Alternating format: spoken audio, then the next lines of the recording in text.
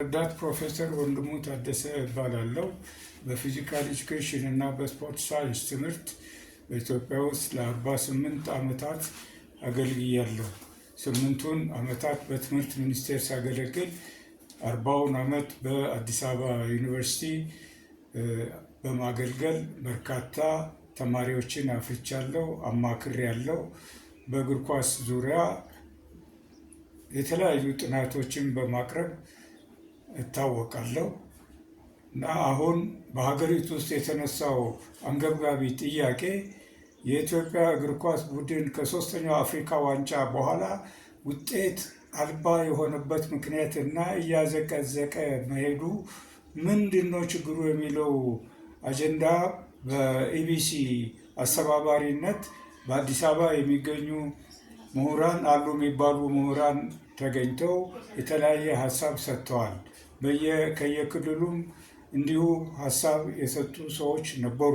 ነገር ግን ይህን እድል እኔም ማግኘት አለብኝ በሚል በዚህ ቻናል ሀሳቤን፣ ልምዴን ይበጃል ብዬ ያልኩትን ለኢትዮጵያ እግር ኳስ ብሔራዊ እግር ኳስ ቡድን ጥናትን አስመልክቶ የተገኘውን ውጤት በማቅረብ ዝግጁ እየሆንኩ ያለው ስለሆነ በሀገር ውስጥም ያላችሁ በኢትዮጵያ ውስጥም ያላችሁ ከሀገር ውጭም ያላችሁ ኢትዮጵያውያን እና የብሔራዊ ቡድኑ ስፖርት ፍቅር ውጤት መታጣት ችግር የሆነባችሁ እንዲሁ ሀሳብ እንድትሰጡ እና በጋራ አበልጽገን የኢትዮጵያን እግር ኳስ እንደገና በተሻለ ሁኔታ ህዝቡ እርካታ እንዲያገኝ እንድናደርግ ጥሬን እያቀረብኩ የራሴን ሀሳብ እንደሚከተለው አቀርባለሁ። በኢትዮጵያ ውስጥ የእግር ኳስ ቡድን በጣም ተወዳጅነት ካላቸው የስፖርት አይነቶች አንዱና ዋነኛው ሲሆን በተለይ በወጣቱ ክፍል በጣም የተወደደና የሚፈቀር የስፖርት አይነት ነው። ይህ ስፖርት ከጊዜ ወደ ጊዜ ማደግ አቅቶት ወደ ቁልቁል እየሄደ ከ3ኛነት ደረጃ፣ ከ2ኛነት ደረጃ፣ ከ1ኛነት ደረጃ እንደውም ውጤት አልባ እየሆነ መሄዱ ህዝቡን ሁሉ ስላሳሰበው በዚህ ላይ ያለኝ ሀሳብ እንደሚከተለው አቀርባለሁ። ዋናው ነገር የክለቦች አደረጃጀት ህዝባዊ መሰረት የያዘ ባለመሆኑ ነው። ይህ ደግሞ በስፖርት ፖሊሲው የተደገፈና በዚህ አቅጣጫ ቢካሄድ ውጤት ሊመጣ ይችላል ተብሎ በመንግስትም ድጋፍ የተሰጠው ሲሆን ይህ ያለመሰራቱ አንድ ትልቅ ችግር ሆኖ ይገኛል። ለመሆኑ የክለቦች አደረጃጀት ምንድን ነው መሆን ያለበት? ህዝባዊ መሆን አለበት። መሰረቱ ህዝብን የደገፈ ህዝብን ያቀፈ መሆን እንዳለበት ይታመናል። በየትም አገር ስፖርት መሰረቱ ህዝብ ነው። ስፖርት መሰረቱ ከታች ያሉ ህፃናትን ይዞ እየኮተኮቱ እያሳደጉ መሄድን ይመለከታል። ነገር ግን በእኛ ሀገር በወጣት በእድሜ ላይ የሚሰራው ነገር ጭራሹኑ ያልተነካ መሆኑ አሳሳቢ የሆነና አንዱ ችግር ሆኖ ይገኛል። ስለዚህ አቶ ፍቅሩ ኪዳኔ የሚባሉ አሁን አርፈዋል። ድሮ የቅዱስ ጊዮርጊስ ስፖርት ክለብ ደጋፊ ነበሩ። በኋላም በውጭ በዓለም ኦሎምፒክ ኮሚቴ በጸሐፊነት በጽህፈት ቤት ኃላፊነት ሲያገለግሉ የቆዩ የቅዱስ ጊዮርጊስ እግር ኳስ ቡድን የተሰባሰበው መጀመሪያውኑ ከትምህርት ቤት እንደነበረ ሲናገሩ ሰምቻለሁኝ። ይህ ማለት ምን ማለት ነው? የስፖርት መሰረቱ አንዱ ትምህርት ቤት ነው። ትምህርት ቤት ላይ የሚሰራው ስራ ከትምህርት ቤት የስፖርት መምህራን፣ የፊዚካል ኤጁኬሽን መምህራን ጋራ ቅንጅት ፈጥሮ ህፃናት እዛ በእነሱ እጅ ስላሉ ለነሱ ኃላፊነቱን ሰጥቶ መልምሎ ታለንታቸውን አይደንቲፋይ እያደረጉ ስልጠናም እዛው እንዲያካሂዱ ቢደረግ መልካም ነው የሚል እምነት አለኝ። ይህ መነሻዬ ደግሞ ምንድነው?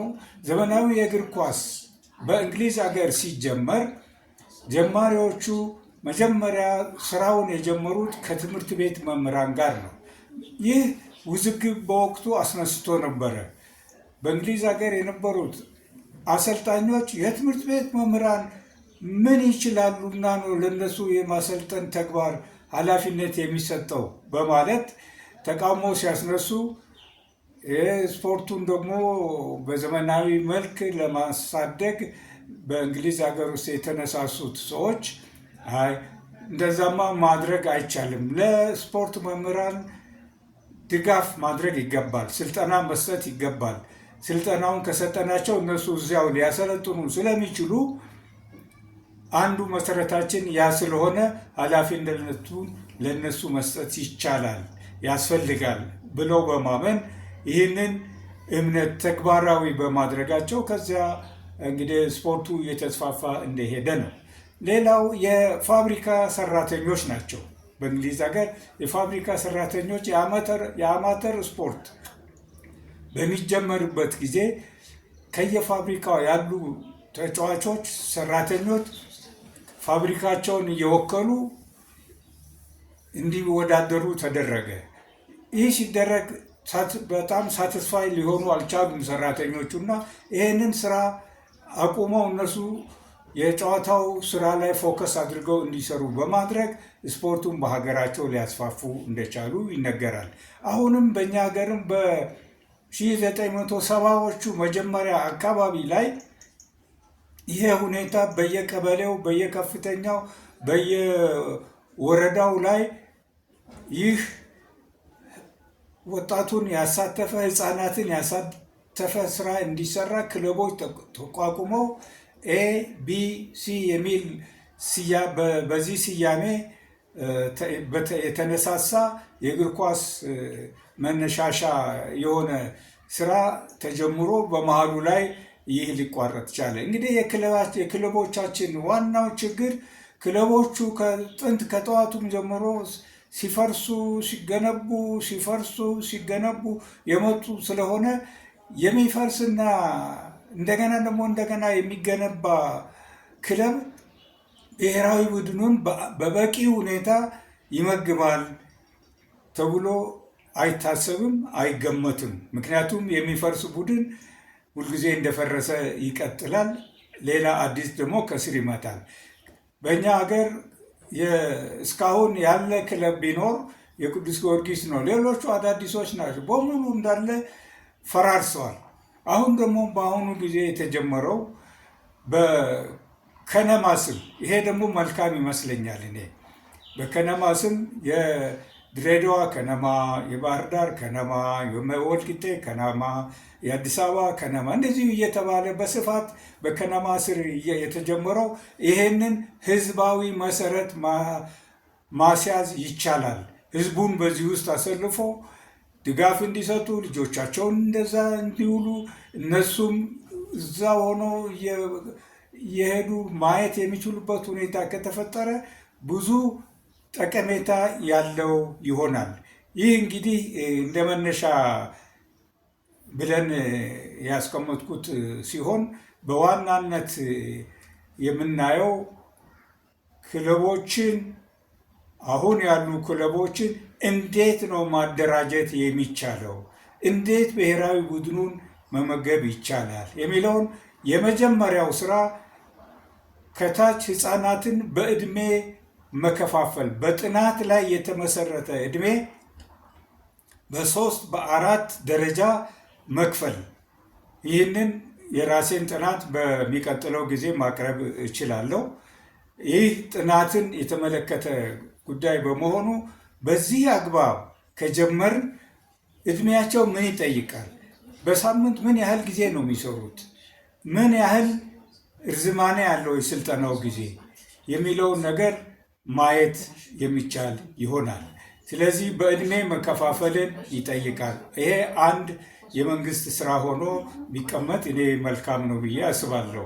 ምክንያቱም መንግስትን የሚወክለው ክፍል የስፖርት ኮሚሽን ይሄንን አጥንቶ በራሱ ኤክስፐርቶች አጥንቶ ለውይይት ቢያቀርብና ይሄ ዳብሮ ከዳበረ በኋላ በሀገሪቷ ውስጥ ወጥ የሆነ የእድሜ ክልል ስራ ቢጀመር ማንዋል ቢዘጋጅ መልካም ነው ብዬ አስባለሁኝ።